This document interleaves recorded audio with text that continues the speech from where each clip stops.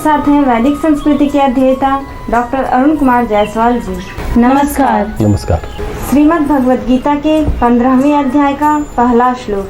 श्री भगवानुवाच ऊर्ध्वमूलमधः शाखा मश्वत्थं प्राहुरव्ययम् छन्दांसि यस्य पर्णानि यस्तं वेद स वेदवित्।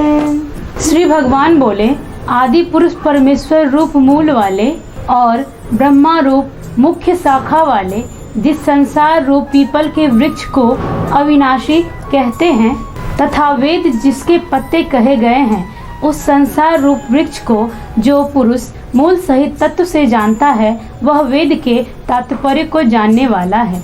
एक सवाल है कि सामान्य वृक्ष और ब्रह्मांडीय वृक्ष में क्या अंतर है? भारतीय और यूरोपीय दृष्टि में वृक्ष की बातों में क्या खास अंतर है? साथ ही हमें यह भी बताएं कि अश्वत्थ वृक्ष का दार्शनिक स्वरूप क्या है? एक बात बताएं कि किस प्रकार का प्रश्न हमारे अंदर वैज्ञानिक और दार्शनिक अंतर्दृष्टि खोलता है। भगवान इस श्लोक में ज्ञानी जन के बारे में कहते हैं कि वे एक सनातन अश्वत्थ के बारे में बात करते हैं, जिसकी जड़ें ऊपर की ओर है और जिसकी शाखाएं नीचे की ओर है, जिसके पत्ते वेद हैं। जो इसे जानता है वो वेद का ज्ञाता है।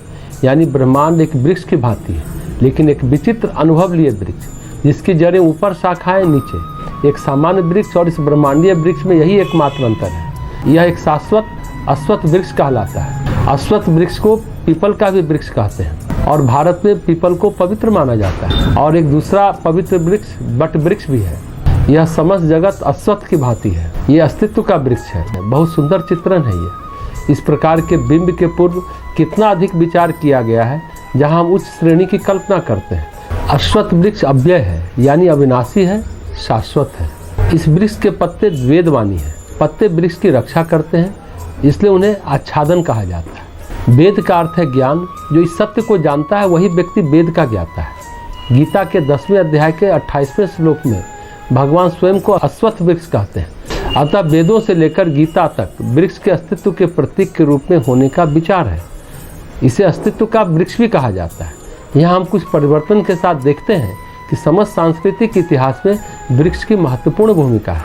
आदि मानव वृक्षों के बीच रहता हुआ वृक्षों को पवित्रता की दृष्टि से देखता था। वृक्ष उनके देवताओं के निवास स्थान माने जाते थे। वैदिक सभ्यता में हम वनों में वृक्षों के मध्य रहते थे और वहीं शिक्षा प्राप्त करते थे। इस प्रकार हमारे सांस्कृतिक धरोहर में वनों का महत्वपूर्ण उच्च स्थान है। वन में हमने कुछ वृक्ष विशिष्टताओं के लिए चुने, जिनमें सबसे विशिष्ट वृक्ष है अश्वत्थ, पीपल तथा बट या बरगद। हमारी परंपरा में ये पवित्र माने जाते थे। हमने इनको लेकर एक दर्शन विकसित किया। हमने इन्हें आदिम अवस्था में वहीं छोड़ दिया। हमने इन पर महान वेदांत विचार लागू किया। इनमें से एक उल्लेखनीय दर्शन विकसित किया। इस प्रकार हमारे लिए यह वृक्ष पवित्र वृक्ष बन गया। बाद में ईसा के पश्चात 6ठी सदी में भगवान बुद्ध ने इस पीपल वृक्ष के नीचे बैठकर बोध को प्राप्त किया। तब यह और पवित्र बन गया। तब से इसे बोधि वृक्ष यानी बोध का वृक्ष कहा जाने लगा। संसार के अन्य भागों में भी सभी आदिम समुदाय में वृक्ष अत्यंत पवित्र है। वृक्ष एक सभ्यता है, सेनेटिक सभ्यता। वहाँ केवल ईश्वर के लिए पवित्रता है, जो अति ब्रह्मांडीय माना जाता है। वहीं यूरोप में स्कैंडिनेविया में वृक्षों को बहुत ऊंची प्रतिष्ठा प्राप्त है। विशेषकर एक वृक्ष जिसे एस्ट्री कहते हैं, राख का पेड़, बहुत पवित्र माना जाता है यूरोप में।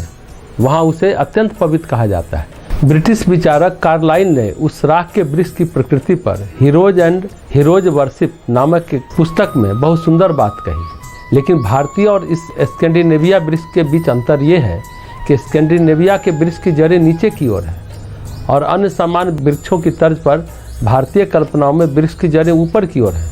क्योंकि इस वृक्ष की पवित्रता के विषय में दर्शन लिखने में बलेटन ने पाया कि कारण से कार्य आया। कार्य दिखाई देता है, कारण दिखाई नहीं देता। कारण अदृश्य है, इसलिए कारण की इस अदृश्य जगत में जो समय और दिशा के परे है, उस वृक्ष की जड़ें हैं और उस समय या दिशा में वह जड़ एक महान वृक्ष के रूप में विकसित हुई, जिसे व्यक्त विश्व वृक्ष या संसार वृक्ष कहते हैं। और जब हम इसे विश्व वृक्ष के रूप में देखते हैं, व्यक्त ब्रह्मांड के रूप में, हम इसे संसार वृक्ष कहते हैं। और जब हम इसकी जड़ों के बारे में सोचते हैं, तब हम इसे ब्रह्म वृक्ष कहते हैं। संसार वृक्ष और ब्रह्म वृक्ष दोनों संज्ञाएं ही हैं। यहाँ हम संसार वृक्ष की बात कर रहे हैं। अपनी समस्त भिन्नताओं के साथ एक से अनेक हुए हैं, जिसे हम ब्रह्मांड कहते हैं। हम ब्रह्मांड में हैं, लेकिन इसकी जड़ क्या है? इस प्रकार का प्रश्न हमारे अंदर वैज्ञानिक और दार्शनिक अंतर्दृष्टि खोलता है। इस प्रकार का सवाल भारत में अत्यंत महान ऋषियों के द्वारा किया गया, जो अत्यधिक बौद्धिक और क्षमतावान व्यक्ति थे। उन्होंने आधुनिक दर्शन की एक प्रणाली विकसित की और उस दर्शन के चित्र के लिए एक मिथक, एक कल्पना की खोज की। मुंडक उपनिषद में और कठोपनिषद में यह और अधिक विकसित हुआ है वृक्ष के बारे में। एक वृक्ष है जिसमें 2 चिड़िया बैठी है, एक जीव जो मानव शरीर आत्मा है, दूसरा परम सत्ता परमात्मा या ब्रह्म है। यह एक अद्भुत उदाहरण है जो इस प्रकार की शिक्षा के चित्रण के लिए है। यह समस्त विश्व एक वृक्ष माना गया है। लोग आते हैं जाते हैं, परंतु यह जगत बना रहता है। चिड़ियाएँ आती हैं जाती हैं, लेकिन वृक्ष बना रहता है, अनश्वर है, अविनाशी है।